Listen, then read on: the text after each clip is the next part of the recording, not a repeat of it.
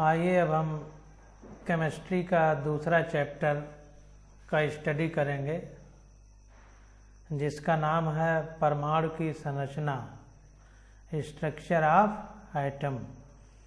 तो सबसे पहले हम समझें कि एटम होता क्या है, यानी परमाणु होता क्या है, तो उसके बारे में हमको बताया जाएगा। तो परमाणु प्रकृति में पाया जाने वाला सबसे छोटा कण है जो स्वतंत्र अवस्था में रह सकता है। छोटे कण और भी हैं, लेकिन स्वतंत्र अवस्था में उनका रहना मुश्किल है। तो मोटी भाषा में ये कहें, बाकी आगे तो हम लोग अच्छे से स्टडी करेंगे ही, परंतु सीधी सीधी बात यह है कि परमाणु सबसे छोटा कण है प्रकृति का जो मुक्त अवस्था में रह सकता है। तो इसको देखते हैं, कुछ लाइनें लिखी गई हैं, इनको पहले पढ़ते हैं। विभिन्न तत्वों के रासायनिक व्यवहार में प्रचुर विविधता उनके परमाणुओं की आंतरिक संरचना में निहित विविधता से पथ रेखित होती है। कहने का मतलब ये है कि जैसे हाइड्रोजन है और ऑक्सीजन है, दोनों के गुण धर्म अलग अलग हैं। तो दोनों के गुण धर्म अलग अलग हैं, तो ये किस आधार पर हैं, तो वो बता रहा है कि उसका आधार, विविधता का जो आधार है वो परमाणुओं की आंतरिक संरचना के कारण है।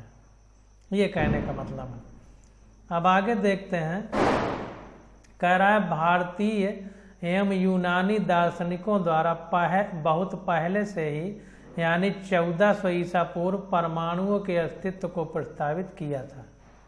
उनका विचार था कि परमाणु द्रव्य के मूल संरचनात्मक भाग होते हैं। द्रव्य का मतलब मैटर यानी पदार्थ। उनके अनुसार पदार्थ के लगातार विभाजन से अंततः परमाणु प्राप्त होते हैं। तो जाहिर सी बात है कि लगातार विभाजन होगा तो छोटा होता चला जाएगा। आगे कह रहा है जिसे और विभाजित नहीं किया जा सकता। तो कहने का मतलब ये है कि सबसे छोटा वही जो हमने बताया वही स्थिति आ जाएगी। तो परमाणु एटम शब्द ग्रीक भाषा से उत्पन्न हुआ है, जिसमें एटोमियों का अर्थ न काटे जाने वाला यानी अनकटेबल, या अविभाज्य यानी नॉन डिविजिबल यानी जो विभाजित ना होता हो।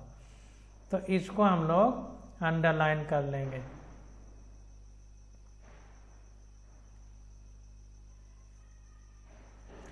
आगे है, पहले ये विचार केवल कल्पना पर आधारित थे और इनका प्रायोगिक परीक्षण कर पाना संभव नहीं था, परंतु बहुत समय तक ये विचार किसी परमाणु के बिना ऐसे ही चलते रहे। परंतु 18वीं शताब्दी में वैज्ञानिकों ने इन पर फिर से बल देना शुरू कर दिया।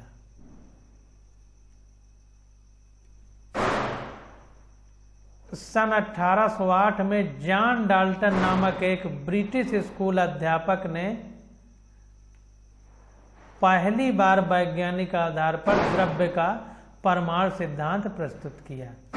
तो ये बहुत महत्वपूर्ण है कि सबसे पहले परमाणु का जो कॉन्सेप्ट दिया वो डाल्टन ने दिया। ब्रिटिश के रहने वाले थे और स्कूल के अध्यापक थे। उनका सिद्धांत, जिसे डाल्टन का परमाणु सिद्धांत कहा जाता है, परमाणु को पदार्थ का मूल कण माना। ये एकक 1 यानी चैप्टर 1 में आपके दिया गया है। तो ये पदार्थ का मूल कण है, परमाणु को पदार्थ का मूल कण माना। आगे देखते हैं, डाल्टन के परमाणु सिद्धांत से द्रव्यमान के संरक्षण के नियम, स्थिर संघटन के नियम तथा गुणित अनुपात के नियम की सफलतापूर्वक व्याख्या की जा सके। ये डाल्टन के नियम के आधार पर संभव है। तो आपसे पूछ सकता है कि नियमों की व्याख्या किस सिद्धांत के आधार पर की जा सकती है, तो डाल्टन के सिद्धांत के आधार पर इन नियमों की व्याख्या की जा सकी। द्रव्यमान के संरक्षण नियम से यानी कंजर्वेशन ऑफ मास, स्थिर संगठन के नियम एवं गुणित अनुपात मतलब लॉ ऑफ मल्टीप्लिकेशन, गुणित अनुपात करने। लेकिन यह कई प्रयोगों के परिणामों को वर्णित करने में विफल रहा। कई ऐसे प्रयोग हैं जिनको ये नहीं बता पाया। उदाहरण के लिए कांच तथा एबोनाइट यानी इबोनाइट एक लकड़ी जैसे होती है को रेशम अथवा फर के साथ घिसने पर विद्युत आवेश की उत्पत्ति होती है। इस बात को ये नहीं सिद्ध कर पाया डाल्टन का परमाणु सिद्धांत। तो इसका कारण ये था, हम बताए दे रहे हैं, इसका कारण यह है कि एबोनाइट की छड़ को जब रेशम पे रगड़ते हैं तो बाहरी जो इलेक्ट्रॉन है उनका आदान प्रदान होता है, दो चीज़ों में आदान प्रदान होता है। तो जिससे इलेक्ट्रॉन निकलता है वो धनात्मक हो जाता है और जिसमें निकल के जाता है वो ऋणात्मक हो जाता है। तो धन ऋण चार्ज चूंकि अपनी ओर आकर्षित करते हैं एक दूसरे को, इसीलिए उनमें विद्युत आवेश की उत्पत्ति होती है और वो एक दूसरे को आकर्षित करते हैं। इन एकक को हमने उन प्रायोगिक परीक्षणों से आरंभ किया है। इस एकक यानी इस चैप्टर को हमने उन प्रायोगिक परीक्षणों से आरंभ किया है जो 19वीं शताब्दी के अंत तथा 20वीं शताब्दी के आरंभ में वैज्ञानिकों द्वारा किए गए थे। इससे यह स्थापित हुआ कि परमाणु छोटे कणों यानी अपरमाणविक कणों से यानी इलेक्ट्रॉन, प्रोटॉन तथा न्यूट्रॉन से बने होते हैं। तो इसको ध्यान देना है कि परमाणु छोटे कणों, अपरमाणविक कणों, इनको अपरमाणविक इसलिए कह रहा है क्योंकि ये परमाणु खुद नहीं है, खुद परमाणु नहीं है लेकिन परमाणु के भाग हैं। यह धारणा डाल्टन की धारणा से बिल्कुल अलग थी। तो ये धारणा जो है ये फिर से समझेंगे कि 19वीं शताब्दी के अंत तथा 20वीं शताब्दी के आरंभ में वैज्ञानिकों द्वारा किए गए कुछ परीक्षण किए गए। इससे यह स्थापित हुआ कि परमाणु छोटे कणों यानी अपरमाणविक कणों जो खुद परमाणु नहीं है से यानी इलेक्ट्रॉन, प्रोटॉन तथा न्यूट्रॉन से बने हैं। यह धारणा डाल्टन की धारणा से बिल्कुल अलग थी, मतलब डाल्टन ने जो बताया था उससे बिल्कुल अलग थी। अब आगे देखते हैं।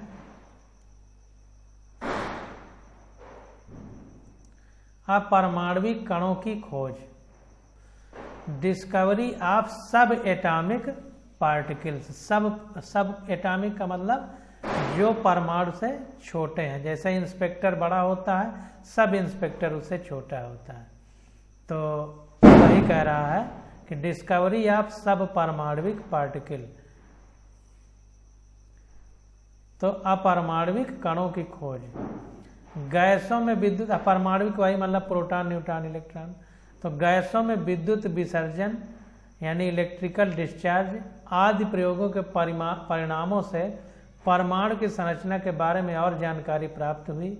इन परिणामों की चर्चा करने से पहले आवेशित कणों के व्यवहार के बारे में हमें यह मूल नियम ध्यान में रखना होगा कि समान आवेश एक दूसरे को प्रतिकर्षित तथा विपरीत आवेश एक दूसरे को आकर्षित करते हैं। ये हम उसमें फिजिक्स में भी पढ़ चुके हैं और फिर से आया है तो फिर से इसको अंडरलाइन कर लेते हैं कि समान आवेश एक दूसरे को प्रतिकर्षित करते हैं और विपरीत आवेश एक दूसरे को आकर्षित करते हैं। अब आगे देखते हैं इलेक्ट्रॉन की खोज यानी discovery of electron. Discovery of electron, तो इलेक्ट्रॉन की खोज देखते हैं। सन 1830 में माइकल फैराडे ने दर्शाया कि यदि किसी विलयन में विद्युत धारा प्रवाहित की जाती है तो इलेक्ट्रोडों पर रासायनिक अभिक्रियाएं होती हैं जिनके परिणाम स्वरूप इलेक्ट्रोड पर पदार्थ का विसर्जन और निपेक्षण यानी डिपोजिशन होता है। तो यहाँ पर देखिए ये एक तरह से सच्छिद्र एनोड युक्त एक कैथोड किरण विसर्जन नलिका। तो ये जो फिगर बनाया गया है इसको अगर हम अच्छे से समझ लें तो सारी बातें क्लियर हो जाएंगी। तो सबसे पहले देखते हैं इसको कि यहाँ पर देखिए एक कांच की ये परख नली समझिए, नली समझिए। तो इसमें देखिए यहाँ पर लिखा है निर्वात पंप। तो निर्वात पंप का मतलब ये है कि यहाँ से पंप द्वारा अंदर की पूरी हवा को निकाल दिया गया है और अंदर निर्वात यानी वैक्यूम क्रिएट कर दिया गया है।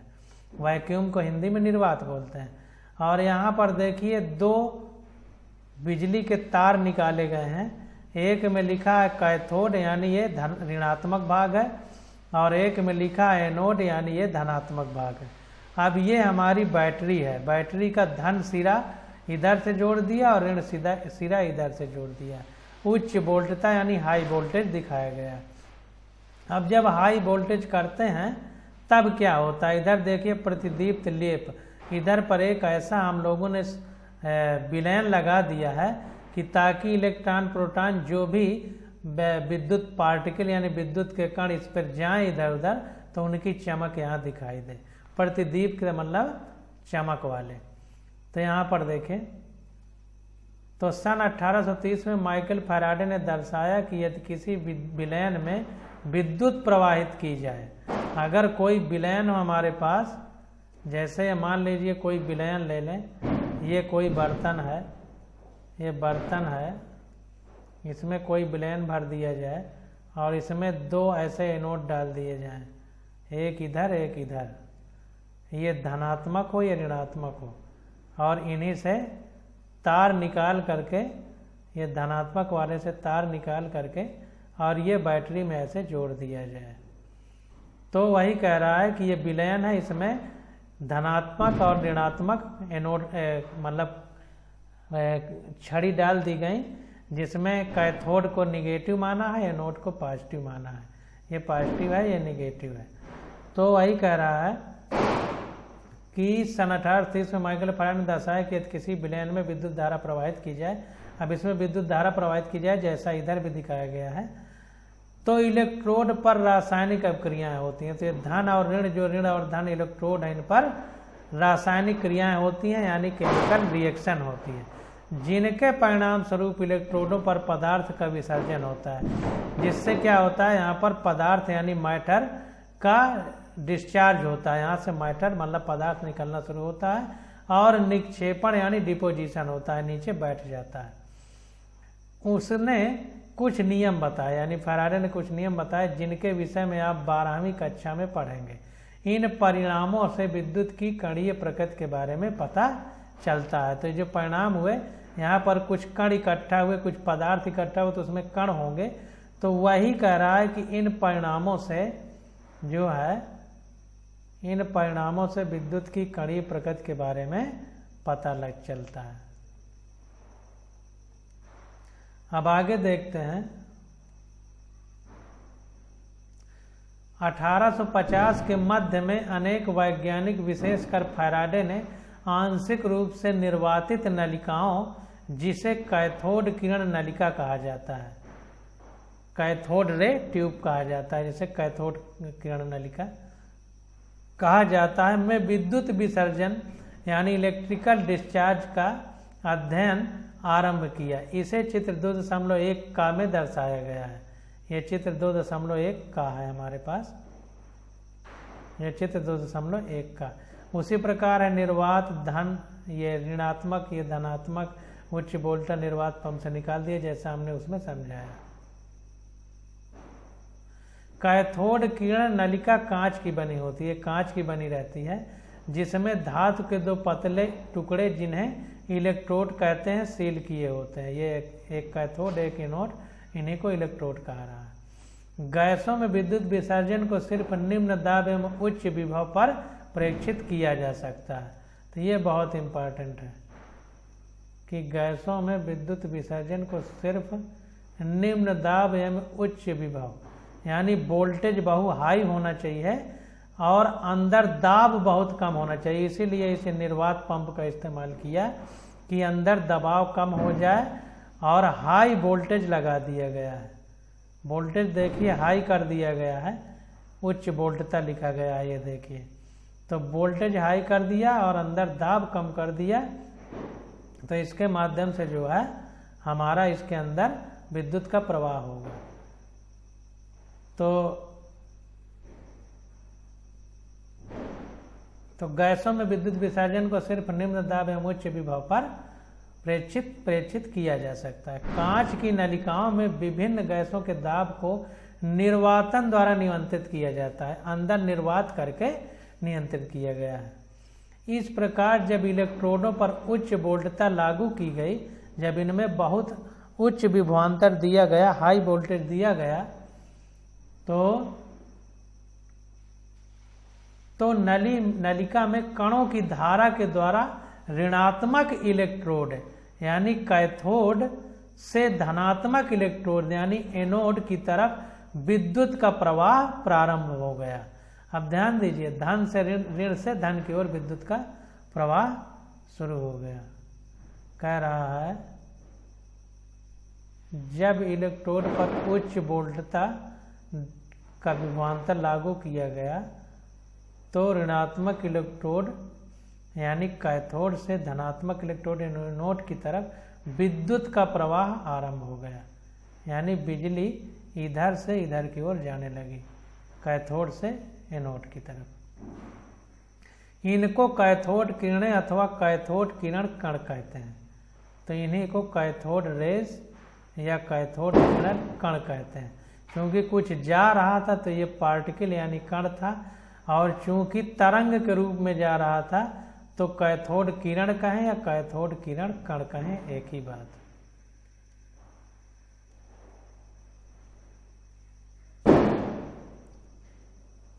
अब देखिए, कैथोड से एनोड तक विद्युत धारा के प्रवाह की अतिरिक्त जांच के लिए एनोड में छिद्र तथा एनोड के पीछे नली पर स्फुरदीप्त पदार्थ जिंक सल्फाइड का लेप किया गया। तो जो स्फुरदीप्त पदार्थ था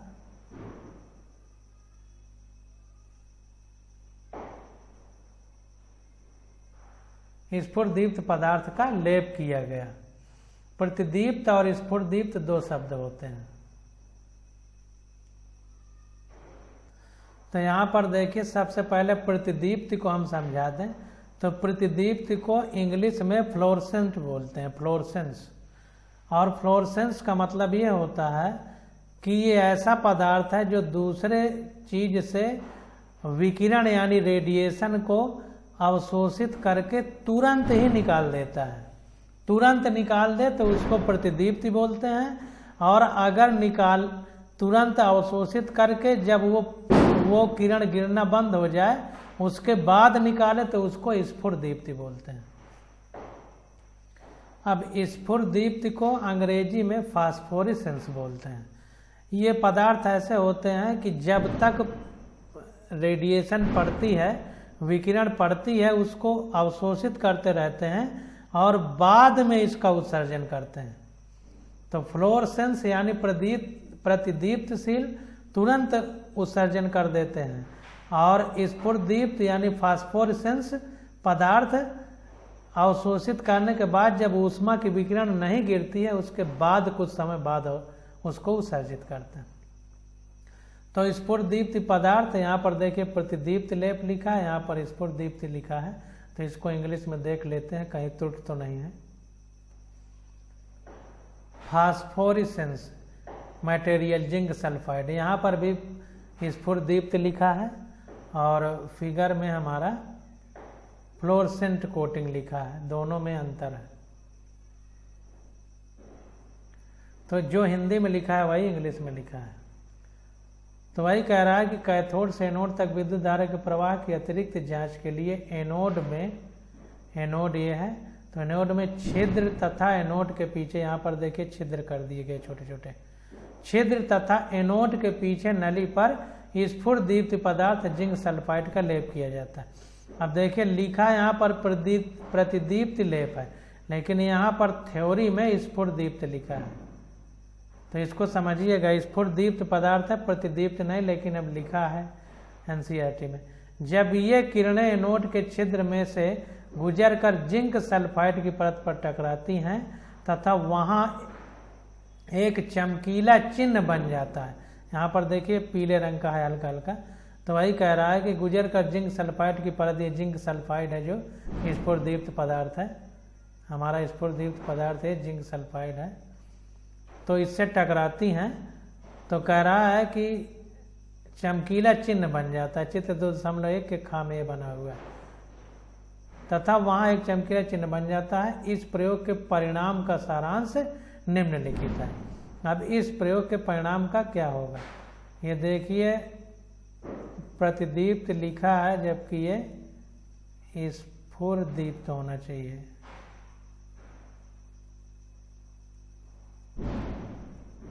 इसको ध्यान दीजिएगा।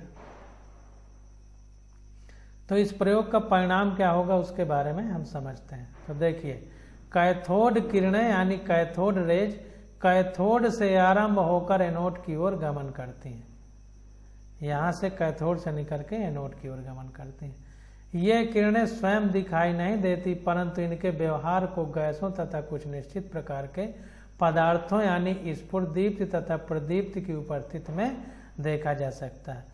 जैसे अगर हमसे ये कहा जाए कि प्रकाश दिखाई देता है कि नहीं, तो प्रकाश थोड़ा दिखाई देता है, प्रकाश की वजह से हमें वस्तुएं दिखाई देती हैं। तो चूंकि यह भी एक प्रकार का प्रकाश यानी ऊर्जा ही है, तो ऊर्जा स्वयं दिखाई नहीं देती। तो वही कह रहा है कि इससे वस्तुएं दिखाई देती हैं।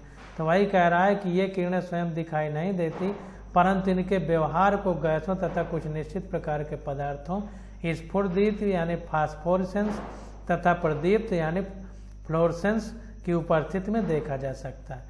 ये पदार्थ इन किरणों को टकराने से चमकते हैं। ये पदार्थ क्या होता है, जब ये किरणें पड़ती हैं तो चमकते हैं। टेलीविजन चित्र नलिका कैथोड किरण नलिका होती है। इसको ध्यान दीजिए, जो टेलीविजन हम देखते हैं घर में रख के टीवी, ये कैथोड किरण नलिका ही होती है। टीवी पर्दा स्फुरदीप्त एवं प्रतिदीप्त पदार्थों से लेपित होता है, और ये टीवी है हमारी, इसका जो पर्दा है यही स्फुरदीप्त यानी फास्फोरेसेंस या प्रतिदीप्त या मानी फ्लोरेसेंस पदार्थों से लेपित होता है, जिस पर चित्र प्रतिदीप्त होते हैं। इसी पर चित्र हमारे बनते हैं। तो ये जो नलिका में यहाँ पर प्रतिदीप्ति लिखा था, तो प्रतिदीप्त भी हो सकता है, स्फुरदीप्त भी हो सकता है। बस फर्क इतना है कि प्रतिदीप्त की तुरंत प्रकाश को निकालेगा, स्फुरदीप्त काफी समय बाद। तो ये जो इसमें लिखा हुआ था यहाँ पर, जिसको हमने काट के स्फुरदीप्त किया था, तो प्रतिदीप्त भी हो सकता है, स्फुरदीप्त भी। बस फर्क इतना होगा कि प्रतिदीप्त जो है तुरंत निकाल देगा, स्फुरदीप्त काफी समय बाद। अब देखिए, थर्ड कह रहा है विद्युत और चुंबकीय क्षेत्रों की अनुपस्थिति में ये किरणें सीधी रेखा दिशा में गमन करती हैं। तो विद्युत और चुंबकीय क्षेत्र अगर ना हो तो ये किरणें सीधी रेखा में गमन करेंगी। तो विद्युत और चुंबकीय क्षेत्र से ये किरणें जो है प्रभावित हैं। विद्युत और चुंबकीय क्षेत्रों की उपस्थिति में कैथोड किरणों का व्यवहार ऋणावेशित कणों के आपेक्षिक व्यवहार के समान होता है। इसको ध्यान देना है कि अगर विद्युत और चुंबकीय क्षेत्र हैं तो ये कैथोड किरणें, चूंकि नाम ही है कैथोड, कैथोड का मतलब ऋणात्मक से निकलती हैं, तो यानी ऋण आवेश की तरह व्यवहार करती हैं, जो यह सिद्ध करता है कि कैथोड किरणों में ऋणावेशित कण होते हैं जिन्हें इलेक्ट्रॉन कहते हैं। तो कैथोड किरणों में ऋणावेशित कण होते हैं जिनको इलेक्ट्रॉन कहते हैं। कैथोड किरणों यानी इलेक्ट्रॉन के लक्षण कैथोड किरण नलिका के इलेक्ट्रोडों के पदार्थ एवं उनमें उपस्थित गैस की प्रकृति पर निर्भर नहीं करते हैं। इसको ध्यान दीजिएगा, इलेक्ट्रॉन है चूंकि, तो इलेक्ट्रॉन की अपनी प्रकृति होगी, वो यहाँ पर भारे पदार्थ और इलेक्ट्रोडों के पदार्थ उन पर निर्भर नहीं करेगी। नलिका के इलेक्ट्रोडों के पदार्थ एवं उनकी उपस्थित गैस, इसके अंदर कौन सी गैस भरी है, और ये इलेक्ट्रोड और इलेक्ट्रोड यानी एनोड और कैथोड बनाने में कौन से मटेरियल का यूज किया गया है, इस पर कोई प्रभाव नहीं पड़ता है उस इलेक्ट्रॉन पर, मतलब उसकी प्रकृति पर यह प्रभाव नहीं डाल सकते। उपरोक्त परिणामों से यह निष्कर्ष निकलता है कि इलेक्ट्रॉन सभी परमाणुओं के मूल घटक होते हैं। इलेक्ट्रॉन है वो सभी परमाणुओं के मूल घटक होते हैं।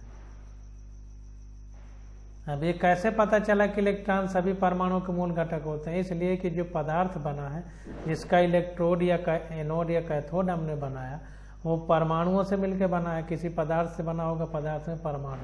अब चूंकि इस प्रयोग में इलेक्ट्रॉन निकल रहा है, इसका मतलब परमाणु में इलेक्ट्रॉन पाए जाते हैं, ये कहने का मतलब है। अब अगली हेडिंग हमारा इलेक्ट्रॉन का आवेश द्रव्यमान अनुपात। इलेक्ट्रॉन का आवेश द्रव्यमान अनुपात, charge to mass ratio of electron. तो इसको देखते हैं।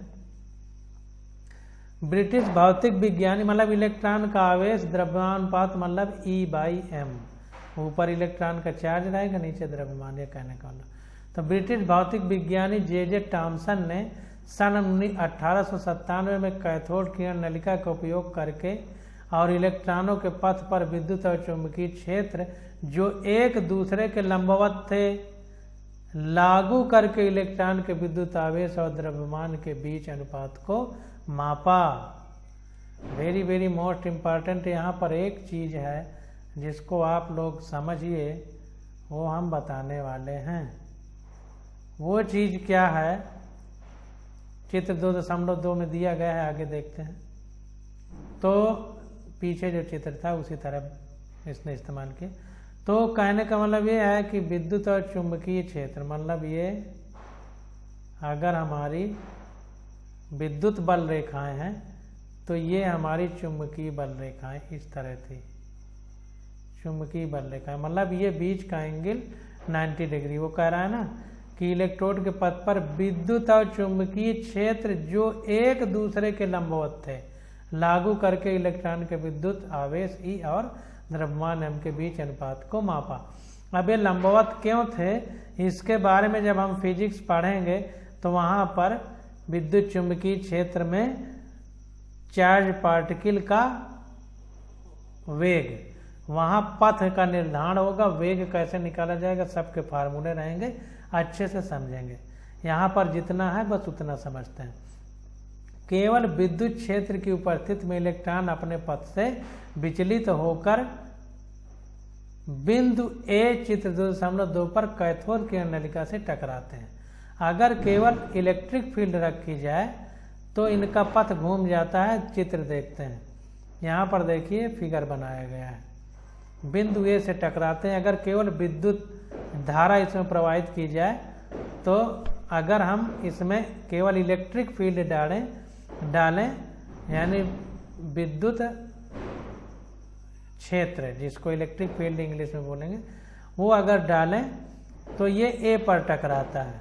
ध्यान दीजिए, यहाँ से निकलेगा जो इलेक्ट्रॉन वो A पर टकराएगा। इसका मतलब ये है कि इलेक्ट्रॉन ऋणात्मक है तो ये धनात्मक की तरफ मुड़ जा रहा है। देखिए इधर टकराएगा। ध्यान दीजिए, धन सिरा है ना, तो इलेक्ट्रॉन ऋण है तो ऋण धन को आकर्षित करता है तो धनात्मक सिरा की ओर भाग जाएगा। अब देखिए आगे क्या कह रहा है। इसी प्रकार केवल चुंबकीय क्षेत्र की उपस्थिति में इलेक्ट्रॉन बिंदु C पर कैथोड नलिका से टकराते हैं।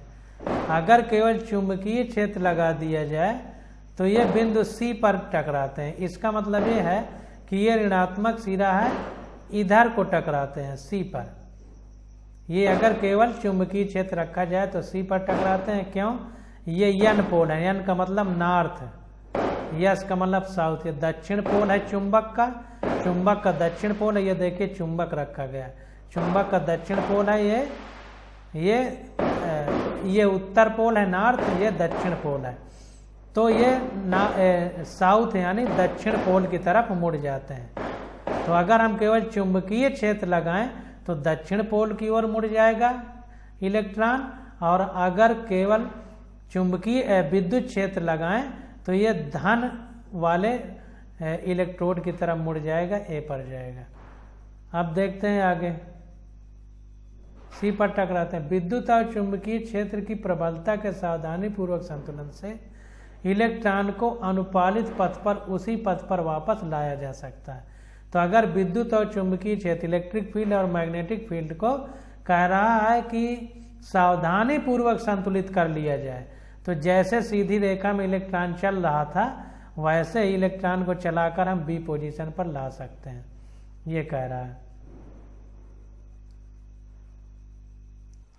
तो वही कह रहा है संतुलन में अनुपालित पथ पर उसी पथ पर वापस लाया जा सकता है जिस पर वह उन क्षेत्रों की अनुपस्थिति में था।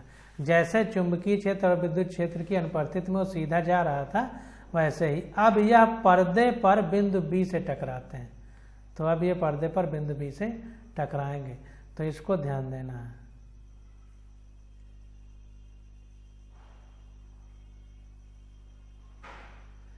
तो जो हमने चित्र बनाया है उसी चित्र में देखते रहना है और चित्र में देख करके जितना अंडरलाइन किया है इसको समझना है। थॉमसन ने यह तर्क दिया कि केवल विद्युत और केवल चुंबकीय क्षेत्रों की उपस्थिति में इलेक्ट्रॉनों के अपने पथ से विचलन की मात्रा निम्नलिखित बातों पर निर्भर करती है। तो अगर चुंबकीय क्षेत्र या विद्युत क्षेत्र है तो उनका जो विचलन हो रहा है, मतलब अपना पथ से डेविएशन हो रहा है, घुमाव हो रहा है, वो किन बातों पर निर्भर करेगा। तो उसको देखते हैं। सबसे पहला क्या कह रहे हैं कि कण पर ऋणावेश का मान अधिक होने पर विद्युत तथा चुंबकीय क्षेत्रों के साथ अन्योन्य क्रिया बढ़ जाती है, इस प्रकार विचलन अधिक हो जाता है। तो अगर ऋणावेश का मान अधिक है तो चूंकि धनावेश से ऋण ज्यादा होगा तो धन की ओर और आकर्षित होगा, तो विचलन अधिक होगा। कण का द्रव्यमान कण के हल्का होने से विचलन अधिक होगा। अब द्रव्यमान कम होगा तो हल्का होगा तो और आसानी से खिंच जाएगा। तो वही कह रहा है कण का अगर द्रव्यमान यानी कण का द्रव्यमान तो कण के हल्का होने पे विचलन अधिक होगा, यानी हल्का होगा तो और ज्यादा मुड़ जाएगा। तो इन सब चीजों को समझते रहिए। विद्युत तथा चुंबकीय क्षेत्र की प्रबलता इलेक्ट्रोड पर वोल्टता तथा चुंबकीय क्षेत्र की प्रबलता बढ़ाने से इलेक्ट्रॉनों का मूल पथ से विचलन बढ़ जाता है। अगर यहाँ पर जो विद्युत धारा दी जा रही है धन और ऋण इलेक्ट्रोड पर, इसको और हाई वोल्टेज कर दिया जाए और विद्युत क्षेत्र और चुंबकीय क्षेत्र का जो प्रबलता है उसको बढ़ा दिया जाए, तो इलेक्ट्रॉन का मूल पथ से विचलन यानी घुमाव बढ़ जाता है।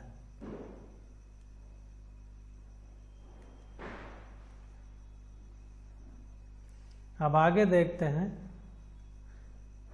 विद्युत क्षेत्र की प्रबलता या चुंबकीय क्षेत्र की प्रबलता से किसी एक की उपस्थिति में इलेक्ट्रॉन के विचलन की मात्रा का सही माप करके और उसके प्रेक्षण से थॉमसन E/me के मान का निर्धारण कर सके। E का मतलब इलेक्ट्रॉन का चार्ज यानी आवेश, और me का मतलब मास ऑफ इलेक्ट्रॉन यानी इलेक्ट्रॉन का द्रव्यमान। तो E/me, तो यह E/me करेंगे तो यहाँ पर आ जाएगा 1.758820 × 10⁻11 कूलाम प्रति किलोग्राम, इसका मान आ जाएगा। जहाँ me इलेक्ट्रॉन का द्रव्यमान kg में और उस पर आवेश कूलाम c में है। मतलब आवेश कूलाम में लिखा है, द्रव्यमान किलोग्राम में। चूंकि इलेक्ट्रॉन ऋणावेशित होते हैं अतः इलेक्ट्रॉन का वास्तविक आवेश ऋण है। अब ऋण E लिखा है क्योंकि इलेक्ट्रॉन है इसलिए E लिखा है। तो यहाँ पर हम इलेक्ट्रॉन का द्रव्यमान रख देंगे, यहाँ पर इलेक्ट्रॉन का चार्ज रख देंगे। अब यहाँ हम देखिए इलेक्ट्रॉन का जो चार्ज होता है वो होता है 1.6 × 10⁻⁻19, ये कूलाम में हो जाएगा। और जो द्रव्यमान होता है वो होता है हमारा 9.1093837 × 10⁻31 किलोग्राम, ये होता है द्रव्यमान उसका। तो ये वैल्यू रख के जब सॉल्व करेंगे तो इतना आ जाएगा जितना इसमें दिखाया गया है। तो अब इलेक्ट्रॉन का आवेश आ गया यानी चार्ज ऑफ इलेक्ट्रॉन। इसके बारे में हम लोग अगले लेक्चर में स्टडी करेंगे।